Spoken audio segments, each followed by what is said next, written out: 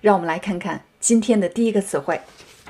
今天的第一个词汇是社会阶层。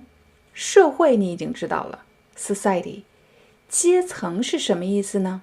你可以把这个三角形想象成我们的社会，然后根据每个人的经济收入以及社会地位由高到低的排列，从而形成了大致的3类人，也就是3层，每一层都是一个社会阶层。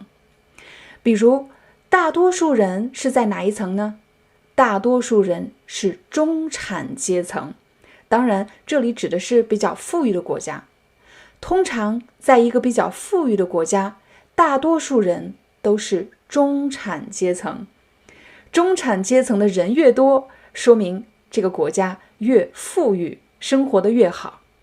法国算是一个比较富裕的国家，那么中产阶层的人，他们的生活是什么样子的呢？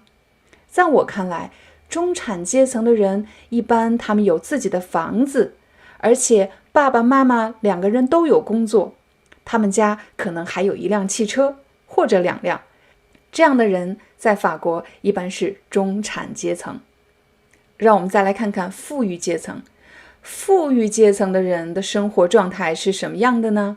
富裕阶层的人一般累积了大量的财富，而且有能力消费奢侈品。通常这些人是创业的成功人士，他们拥有自己的公司，也拥有自己的资产。还有一类人被称为社会底层，这些人很可能没有住房，没有汽车，甚至没有一份稳定的工作。说到这里，有的朋友可能会说，我真的很讨厌聊社会阶层这个话题。说实话，我也不喜欢把人分成不同的阶层。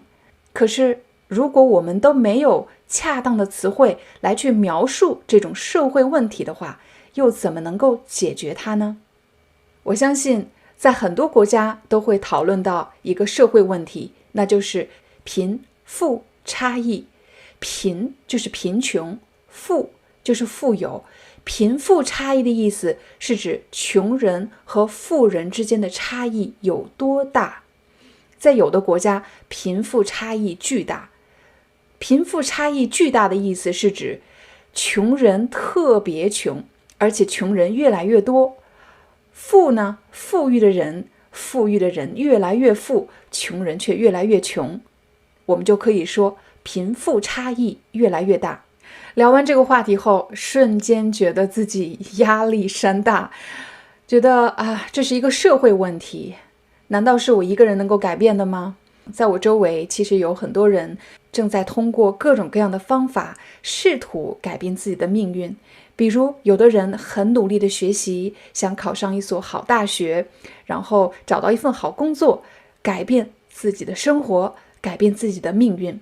也有的人呢，通过创业白手起家。白手起家的意思就是从零做起，慢慢的累积自己的财富。也有的人发现自己在某方面有特长，有天赋，那么他们决定通过发展自己的天赋，为社会创造更多的价值，从而改变命运。好了，这是我们今天聊的关于社会这个话题，让我们来一起复习一遍今天学习的词汇。今天我们学习的第一个词汇是社会阶层。社会阶层，大多数人都在中产阶层，因为他们在中间这一层，中产阶层。少数人，也就是社会阶层的顶部，他们是富裕阶层。富裕阶层。